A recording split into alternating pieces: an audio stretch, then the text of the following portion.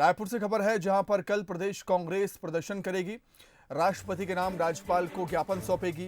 11 सदस्यीय प्रतिनिधि मंडल कल ज्ञापन सौंपेगा। निर्वाचित सरकार को गिराने और संवैधानिक और लोकतंत्र की हत्या के खिलाफ ये ज्ञापन सौंपा जाएगा।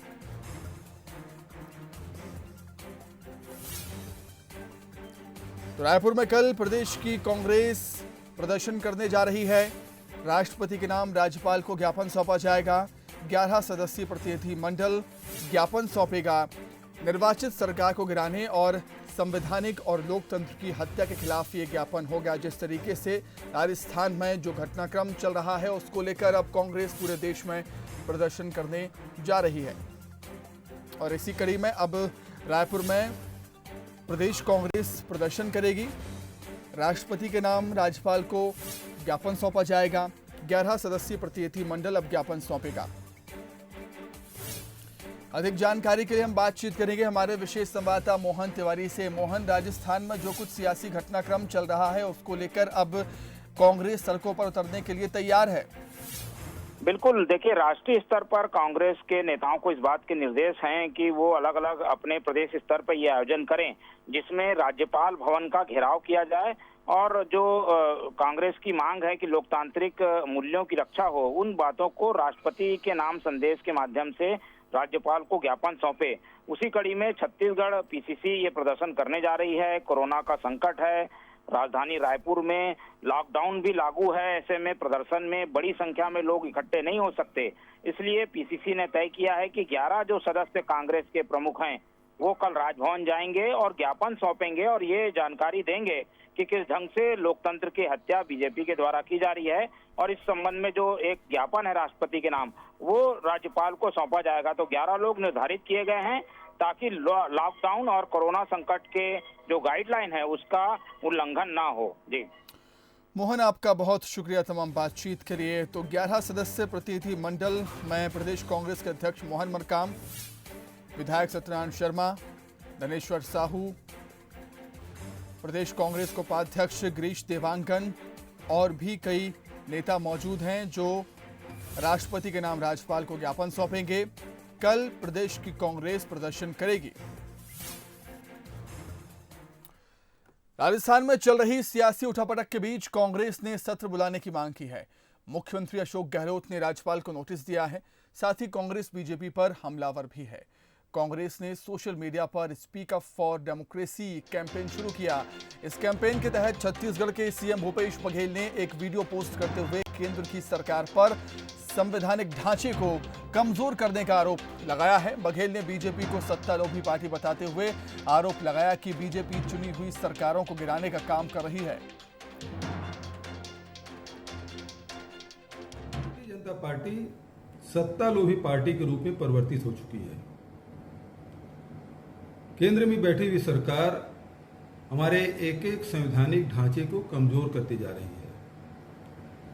चुनी हुई सरकार को गिराने का काम लगातार जारी है। इसके अनेक उदाहरण हैं। राजस्थान में भी ये चुनी हुई सरकार को काम करने नहीं दे रही है। केंद्र के इशारे पर राजस्थान के राजभवन में जो कुछ घटित हो रहा है वो आप सब देख रहे हैं। किसी भी मुख्यमंत्री को विधानसभा बुलाने का अधिकार है, लेकिन उसे भी रोका जा रहा है, जो निंदनीय है और इस संविधान को कमजोर करने वाला है। आओ हम सब लोकतंत्र बचाने के लिए आगे आए। सीएम भूपेश बघेल से रविवार को उनके निवास कार्यालय में मल्टी यूटिलिटी सेंटर बिहान की महिला सदस्यों ने मुलाकात की। इस दौरान सिहावा विधायक डॉक्टर लक्ष्मी ध्रुव भी मौजूद रहीं। धमतरी की महिला के सदस्यों ने सीएम को गोबर और बांस से बने उत्पाद भी भेंट किए। गोधन योजना शुरू करने के लिए आभार भी व्यक्त किया। इन महिला सदस्यों ने बताया है कि मल्टी यूटिलिटी सेंटर बिहान में करीब 15 स्व सहायता समूह की 165 महिलाएं कार्यरत हैं।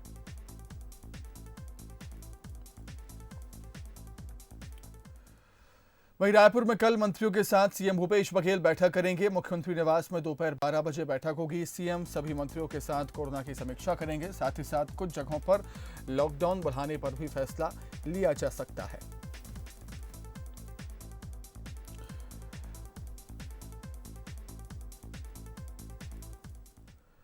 वहीं छत्तीसगढ़ में बढ़ते कोरोना संक्रमण के लिए बीजेपी ने राज्य सरकार के सार्वजनिक कार्यक्रमों में सोशल डिस्टेंसिंग का पालन नहीं करने को जिम्मेदार बताया। नेता प्रतिपक्ष धर्मलाल कौशिक ने तो संसदीय सचिवों के कार्यभार ग्रहण और लगातार जनप्रतिनिधियों के बड़े कार्यक्रमों को जिम्मेदार बताया है।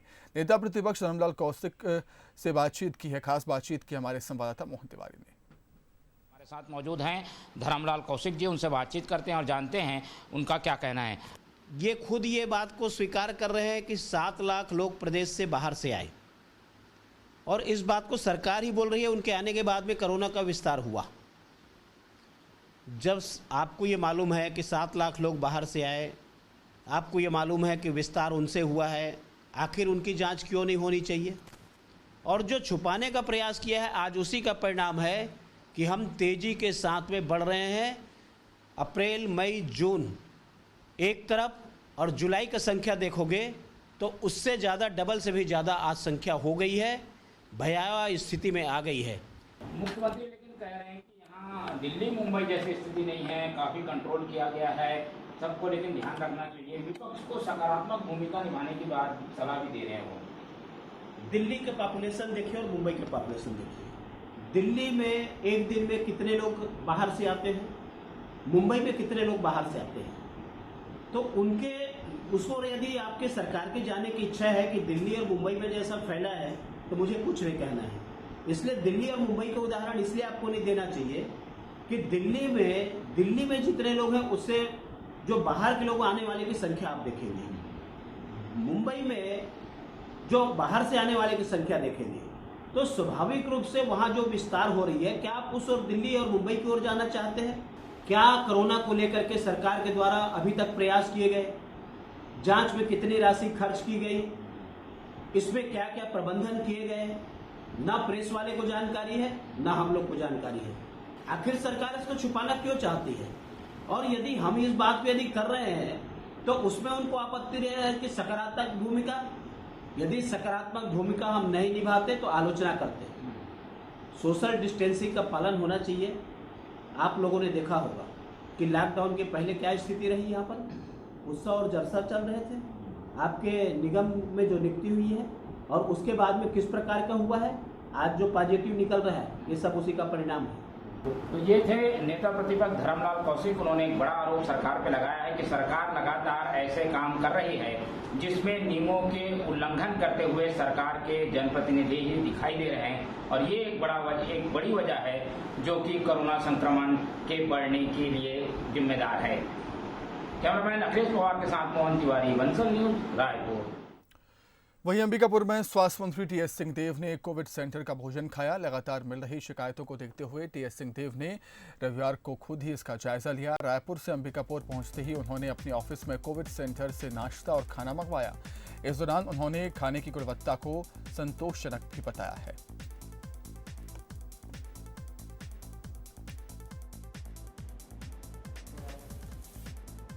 इसमें एक सच्चाई है कि किसी भी अस्पताल में, या अंबिकापुर का हो या बड़े बड़े अस्पताल, महारानी साहब भी भर्ती रही मेकाहारा में, मेदांता में, दिल्ली में, घर का भोजन और अस्पताल के भोजन में फ़र्क बहुत होता है। और स्वाभाविक है कि अस्पताल का भोजन उतना स्वाद नहीं देता जितना घर का भोजन देता है। यहाँ मैं अंबिकापुर आया था, उस दिन लोगों ने कुछ बातें भी रखी कि भोजन और अच्छा हो सकता है क्या। तो हम लोगों ने चर्चा करके कोशिश की है कि भले घर जैसा भोजन ना दिलवा सकें, लेकिन जितना अच्छा हो सके अस्पताल के प्रबंधन और परिसर में, उतना उसमें सुधार करने की कोशिश करें। और उम्मीद करते हैं कि जो भोजन ले रहे हैं उनको पहले से कुछ अच्छा भोजन। वहीं छत्तीसगढ़ में रैपिड एंटीबॉडी टेस्ट को लेकर स्वास्थ्य विभाग सख्त नजर आ रहा है। सभी जिलों की सीएमएचओ को पत्र लिखा गया है। सरकार की अनुमति के बिना नहीं होगा रैपिड एंटीबॉडी टेस्ट। किसी भी निजी लैब या अस्पताल में रैपिड एंटीबॉडी टेस्ट नहीं होगा। कोरोना संक्रमण की जांच के लिए रैपिड एंटीबॉडी टेस्ट नहीं किया जाएगा। शिकायत मिलने पर कार्रवाई के निर्देश भी दिए गए।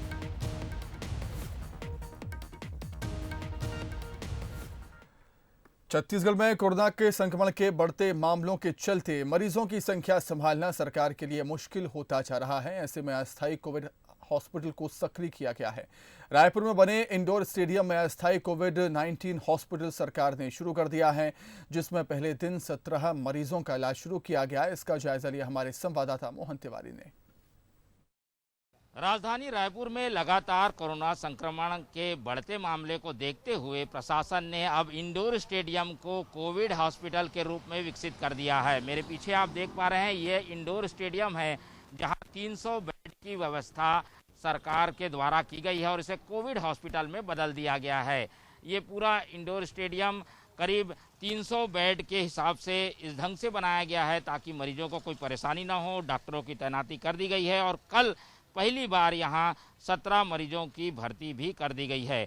तो व्यवस्थाएं जो बना के रखी गई थी, क्योंकि बाकी हॉस्पिटल में लगातार मरीज बढ़ रहे हैं, इसलिए अब इंडोर स्टेडियम जो कि अस्थायी कोविड हॉस्पिटल है वहाँ पर मरीजों को भेजा जा रहा है। ये मुख्य दरवाज़ा है जो प्रवेश वर्जित के साइन बोर्ड के साथ लगा दिया गया है ताकि यहाँ और बाकी लोगों का आना जाना न हो सके। यहाँ अगर अंदर व्यवस्थाओं की बात करें तो जो मरीज हैं उनकी सुविधाओं के लिए जो आवश्यक हॉस्पिटल की सुविधा होती है वो उपलब्ध कराई गई है। साथ ही मरीजों के लिए एलईडी टीवी की व्यवस्था की गई है। इसके साथ ही उन्हें और कोई मनोरंजक साधन की कमी ना हो, वो योग कर सकें, खेलकूद भी कर सकें, उसकी भी व्यवस्था आवश्यक यहाँ पर की गई है। तो ऐसे मरीज जिन्हें सिम्टम्स उतने ज़्यादा गंभीर नहीं हैं, उन्हें यहाँ पर रखने की तैयारी प्रशासन ने की हुई है और वो सिलसिला कल से रात से शुरू हो चुका है। करीब 17 मरीज यहाँ पर भर्ती कराए जा चुके हैं। कैमरामैन दीपक साहू के साथ मोहन तिवारी, वंसल न्यूज, रायपुर। कोरबा के दर्री इलाके में खुद को केंद्रीय मंत्री का दामाद बताकर एक युवक ने कुछ लोगों के साथ मारपीट की। काफी देर हंगामा भी किया, जिसकी वजह से काफी देर तक विवाद की स्थिति बनी रही। अपने आप को केंद्रीय मंत्री रेणुका सिंह का दामाद बताने वाले इस युवक का नाम चंद्रलाल शांडिल्य है। हंगामे का वीडियो वायरल हो गया है। हालांकि बंसल न्यूज इस वीडियो की पुष्टि नहीं करता। अभी स्कूटी में आते क्या हुआ था, यहाँ पर अपन गाड़ी खड़ा कर दिया ना, और उसने गाड़ी वहीं बीजापुर में जवानों ने 40 किलो का आईडी बम बरामद किया है। बताया जा रहा है कि पुलिस के जवानों को नुकसान पहुंचाने के लिए आईडी बम प्लांट किया गया था। पुलिस पार्टी को क्षति पहुंचाने के लिए बम लगाया गया था, जिसे सुरक्षा बलों ने डिफ्यूज कर नक्सलियों के मंसूबों को नाकाम किया।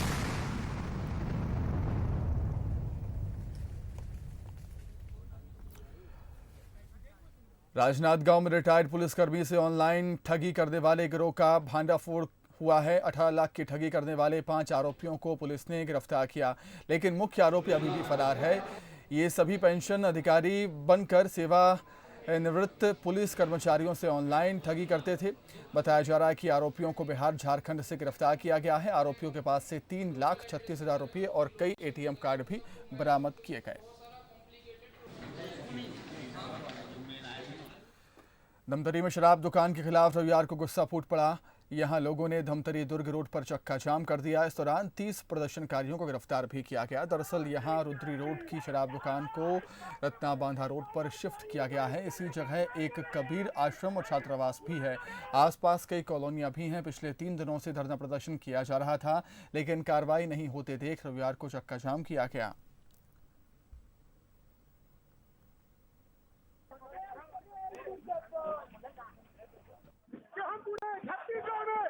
दारू भट्टी बंद करेंगे और यहाँ देसी दारू भट्टी, इंग्लिश दारू भट्टी, national highway road state highway पर खोला जा रहा है। उसकी नीति गलत है, हम तो पूर्ण विरोध करते हैं। ऐसी दादागिरी आज तक नहीं चला। लोग छत्तीसगढ़ में खुफिया मार, गुंडा राज, माफिया राज, दारू राज कर रहे हैं। बिलासपुर में हवाई सुविधा जन संघर्ष समिति ने रविवार को सांकेतिक धरना दिया। जल्द हवाई सुविधा की मांग को लेकर उन्होंने धरना प्रदर्शन किया। लॉकडाउन की वजह से सीमित समिति के 5 सदस्यों ने एक सदस्य के घर धरना दिया। लॉकडाउन 1 की वजह से 23 मार्च को अखंड धरना 150वें दिन स्थगित करना पड़ा था। एक बार फिर रविवार को सांकेतिक धरना से सरकार का ध्यान खींचने की कोशिश की गई। धमतरी में 25,000 के इनामी बदमाश को पुलिस ने गिरफ्तार किया है। नागेंद्र चंद्राकर पर धमतरी और रायपुर पुलिस ने इनाम रखा था। उस पर आरोप है कि 18 जून को जोरा तराई ढाबा रेत खदान में उसने जिला पंचायत सदस्य खूबलाल ध्रुव को पीटा। इस वारदात में उसके 9 साथी भी शामिल थे। 9 आरोपियों को पुलिस ने पहले ही गिरफ्तार कर लिया है, लेकिन मुख्य आरोपी नागेंद्र फरार चल रहा था, जिसको भी पुलिस ने अब गिरफ्तार कर लिया। मामला जैसा कि आप सबको विदित है, 18-19 के दरमियानी रात में जो जोरा तराई रेत खदान में जिला पंचायत सदस्य खूबलाल ध्रुव के साथ जो मारपीट की घटना हुई थी, उसी के संबंध में इसमें मुख्य आरोपी नागू उर्फ नागेंद्र चंद्राकर है, जो घटना दिनांक से फरार थे, जिसकी तलाश की जा रही थी और हमारी टीम ने उसे अजमेर से गिरफ्तार करके लाए हैं और आज उसके कार्रवाई कर रहे हैं। गोरेला के गोम्मा टोला इलाके में रविवार को उस समय हड़कंप मच गया जब गांव के एक बड़े किसान को अज्ञात लोगों ने गोली मार दी। घटना के बाद गंभीर रूप से घायल किसान खुद अपने घर पहुंचे, जहां परिजनों ने उन्हें जिला अस्पताल में भर्ती कराया। प्राथमिक इलाज के बाद उन्हें बिलासपुर रेफर कर दिया गया। घायल किसान ने जमीन विवाद के नाम पर खुद पर हमला होने का शक जाहिर किया है। वो अपने खेत में जुताई करवाने के बाद बाइक से वापस किसी काम से दूसरे खेत की ओर जाने को निकले ही थे कि एक मोड़ पर झाड़ियों के बीच से उन पर फायरिंग की गई। वैसे पुलिस ने मामले की जांच शुरू कर दी है। छत्तीसगढ़ में स्वास्थ्य सेवाएं कितनी असरदार हैं, इसकी बानगी जशपुर में हमें देखने को मिली, जहां गांव में सड़क नहीं होने की वजह से एक बीमार व्यक्ति को खाट पर अस्पताल ले जाया गया। फरसाबहार इलाके के कापू टोला से अस्पताल 2 किलोमीटर दूर था, जिसके बाद भी ग्रामीणों ने खाट पर मरीज को लेटाकर अस्पताल तक पहुंचाया, जिसके बाद अब वीडियो वायरल हो रहा है। सड़क नहीं होने की वजह से एम्बुलेंस यहां नहीं पहुंच पाई है। तो आप देख सकते हैं स्वास्थ्य सुविधाएं कितनी लचर हमारे देश प्रदेश में। वहीं राजनाथ गांव में सालेवारा के रामपुर में तेंदुआ दिखा है। पंचायत के पास पेड़ पर ये तेंदुआ बैठा रहा। ग्रामीणों में दहशत का माहौल है। वन विभाग का अमला मौके पर मौजूद है। 2 घंटे से ज़्यादा का वक्त बीत चुका है, लेकिन तेंदुआ अभी भी पेड़ पर चढ़ा हुआ है। लोगों की भीड़ भी वहां पर लग गई तेंदुए को देखने के लिए।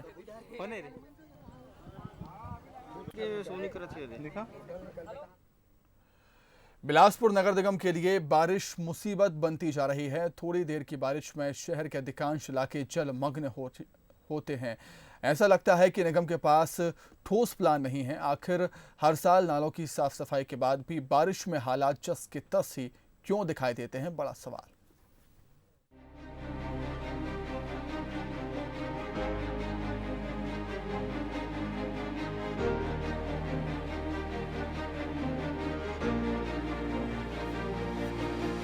ये स्मार्ट सिटी बनने की योग्यता रखने वाले बिलासपुर शहर का हाल है। बारिश हुई तो सड़क तालाब बन गई।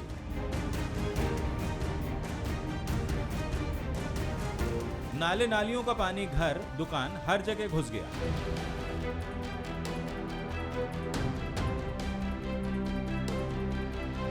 जबकि दावा किया गया था कि इनकी सफाई हो चुकी है। कई ट्रक कचरा निकाल लिया गया है, लेकिन जैसे ही बारिश हुई तो नाला जाम होने से परेशानी खड़ी हो गई। इस समस्या का अब तक स्थायी हल अधिकारी और इंजीनियर निकाल नहीं पाए हैं। बिलासपुर एक ऐसा बनावट है जो कटोरे की तरह है, जिसको निकालने के लिए पानी का ड्रेनेज जो समस्या है उसको दूर करने के लिए हम सब लोग काम कर रहे हैं। तो नगर निगम इस विषय में बहुत गंभीरता से विचार कर रहा है कि कंटूर मैपिंग के द्वारा नक्शा पास किया जाएगा, जिसमें ये जो भराव का जगह है वहाँ पर कंटूर मैपिंग का अर्थ ये होता है कि जहाँ भराव है वहाँ पर प्लिंथ की ऊंचाई अधिक हो, तो अनिवार्य रूप से नक्शा जब पास होगा, जब कंट्यूर मैपिंग का पालन किया जाएगा और ऊंचे जो सीढ़ी होते हैं वो 3 फीट 4 फीट से ऊपर रखना अनिवार्य होगा, तभी नक्शा का स्वीकृति मिलेगा, ताकि आने वाले समय में पानी का भराव से बचा जा सके। नगर निगम ने पिछले 3 साल में जल निकासी के लिए शहर में 150 करोड़ रुपए खर्च कर दिए। इसमें सड़क ऊपर करने से लेकर नए नालों का निर्माण और नाली का चौड़ीकरण जैसे काम कराए गए, मगर कई इलाकों में समस्या जस की तस बनी हुई है।